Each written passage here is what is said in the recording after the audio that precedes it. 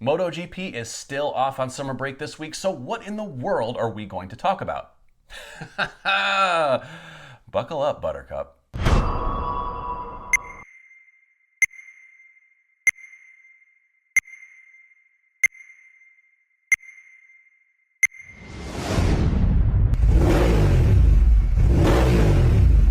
Welcome back to Monday Morning MotoGP, where we normally talk about, you guessed it, MotoGP, but those lazy mofos are off on, well, let's just face it, a pretty well-deserved summer break. And so we are left here as spectators to pick up the pieces of our own pathetic lives. But I'm telling you right now, if you couldn't find something to watch this last weekend, you weren't trying hard enough. We're going to talk about Suzuka. Yes, we are. We're going to talk about MotoAmerica because if you're here in North America, it's important to know about these things. And then we're going to talk about, well, a lot of other zaniness. But before we get into all of it, please like, follow, share, mash all the buttons so you get all the MotoGP content you can possibly handle all season long, even during summer break. So let's dig into it. We're going to get to the motorcycle racing a little bit later, but first I really want to highlight what else you could have gotten into this weekend that wasn't motorcycle racing. What could you have gotten your eyeballs attached to open your mind? Well, there's a little thing called ESPN The Ocho. If you don't know what it is, this was inspired by the movie Dodgeball, ESPN 8, that airs the most obscure sports you can possibly imagine. And ESPN has gone with the joke over the past, I think, 8-10 years. They've kind of said, okay, do you want ESPN The Ocho? You want to see obscure sports? We can show them to you, and boy, do they deliver. And guess when they were delivering? This past weekend, July 31st, I think it was to August 2nd, August 3rd, I think the 2nd, they aired on ESPN all the crazy sports that have ever been done. And these are things that you haven't heard of. These are things that I've never heard of. And I have the list in front of me because there are so many, I couldn't even memorize them all. So we're going to go through them and I'm going to tell you, this is what you could have been doing this weekend. All right, this is what you could have been watching this weekend since MotoGP is off, giving yourself an opportunity to break out of your bubble a little bit. So here we go. On July 31st, they aired the Red Bull Flutog. If you haven't seen these clips on TikTok or YouTube or anywhere, they're amazing. The Flutog is so much fun to watch. You absolutely have to watch it. Now, the streamer games, I'm not really sure if I need to watch the Ludwig streamer games, but okay. Alberta Pro Hockey League, they were playing this weekend on July 31st. National Ball Hockey League, I don't know what that is, but sounds awesome. Here's one I absolutely saw clips of, is the T-Rex World Championship races. A bunch of nut jobs in inflatable T-Rex costumes running at the Churchill Downs or wherever they were. It was amazing. We also had the Nulu Bachfest Goat Racing Championships. Then we moved to August 1st, the kind of prime time slots. Now here we have the Emerald Downs Corgi races. Okay, if you've never been to a Corgi race, I kind of suggest it. It's pretty freaking hilarious to watch. They have them here in Santa Anita in Southern California. I have been. Okay, fine. World Dog Surfing Championships, that's a great watch. Roofball Federation, I don't know what that is. The One Wheel World Championship races. Golden Tee Golf, if you're a fan of bar golf, we've got that going on. The USA Mullet Championships. Now, unfortunately for you big mullet fans, this was a re-air from 2020, as well as the Wisconsin Auctioneers Championship. That was also a re-air from 2023. We have the Battle of the Bowie too. I don't know what that is. I don't know what rest ball is. Sounds great. It's spelled with a W though, so it's not sleeping. The Swiss Stone Championship.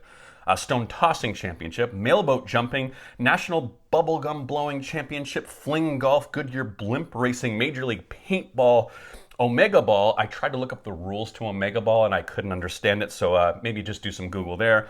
American Cornhole League, Bull Shooter, the Ocho Show, which is the in-studio program, kind of like what we're doing right here.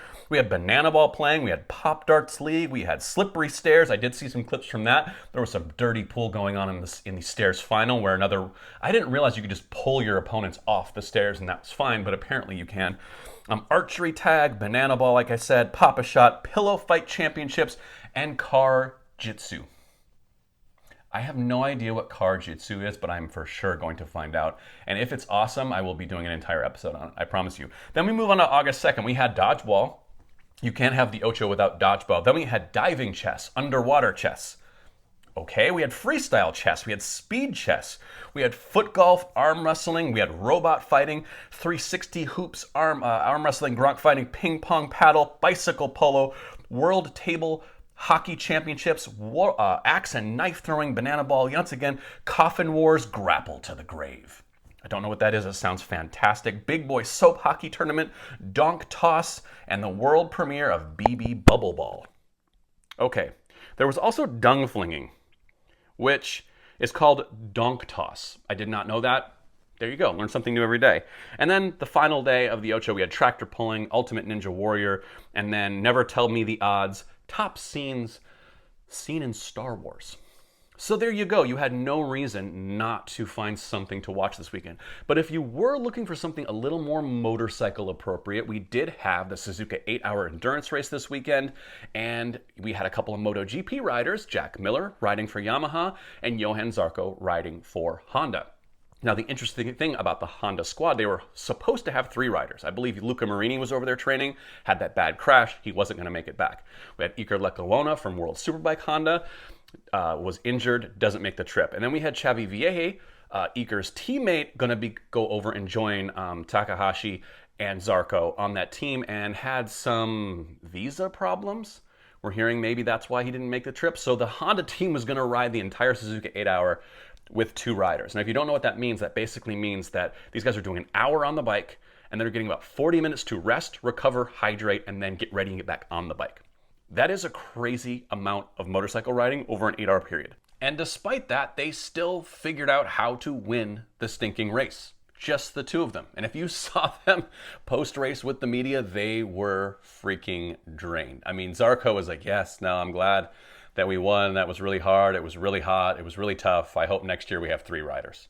I just want to go take a nap. And Takahashi kind of looked the same. He looked a little zoned out, also trying to find his English for the media, basically saying, thanks to Zarco, that was hard, that was hot. I'm glad we did it, but let us never repeat that feat.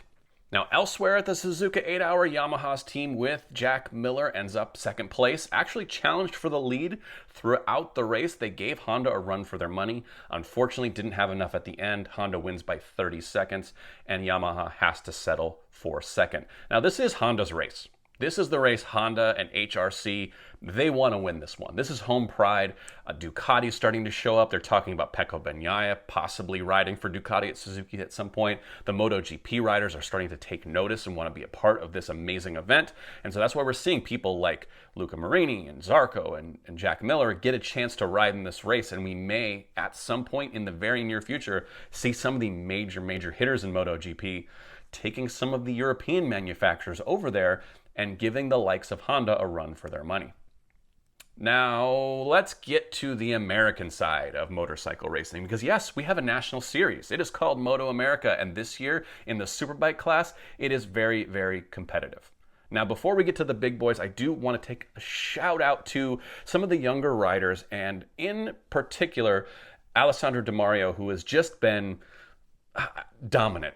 Let's just call it dominant. I hate using that word because it's so overused in motorcycle racing, but he has just been on fire this year in the Twins Cup and as well in the kind of Road to MotoGP North American Talent Cup, which is kind of this prototype series that is trying to get our riders here in America on the pathway to get into Red Bull Rookies Cup and into Moto3, into this pipeline for MotoGP.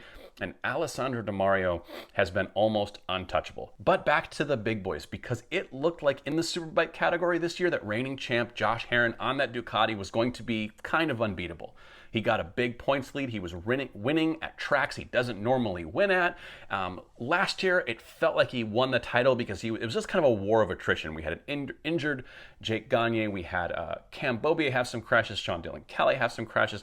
Nobody could really mount a full run at Josh, and he just stayed healthy, stayed consistent, stayed on the bike, and was the champion last year. But this year, he really seems to be riding like out of his mind good. Well, that was until Bobby Fong at Laguna Seca, if you haven't seen all my content from there, go check it out, decided to win 2 of the 3 races there. Now, I don't know how worried Josh really was about Bobby Fong. He wasn't really a title contender before those 2 wins, so let him have a couple. Josh won that weekend, finishes right behind him, no harm, no foul, right? Well, Bobby Fong decided to show up this week at the Virginia International Raceway in a big way and do the double. And not only do the double, do it in such emphatic, dominant, there's that word again, form that it was hard to imagine. I mean, the way he won these two races, the first race, pure and utter class above everyone else. And we have Cam Beaubier from Moto2 in this class, an AMA champion. We have Jake Gagne, who's won the American Superbike Championship, and we have Josh Herrin, the returning Superbike champion, and no one could touch Bobby Fong in race 1. And in race 2, Josh Herrin really tried to make Bobby make a mistake, and it was Josh making the mistake, ending up in the grass, and ends up finishing only 14th, only gets 2 points. So now, Bobby Fong is a title contender. 3 points separate them now. Going into the final few rounds, it's going to be a hell of a finish. And I bring this up because a lot of us like to complain about how American motorcycle racing doesn't get any respect, and Americans on motorbikes, like no one's taking us seriously on the world stage. Oh, the MotoGP is just all Italians and Spaniards and all this and that. Well, the way that we get riders from America back into the MotoGP paddock is our national series.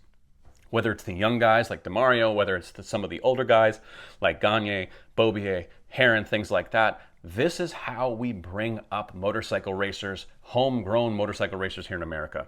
We have to put money into the sport here. We have to go out and watch the sport. We have to care about it at least a little bit, because that is what's going to translate into the next generation of inspired young folks to go set the world ablaze when it comes to motorcycling.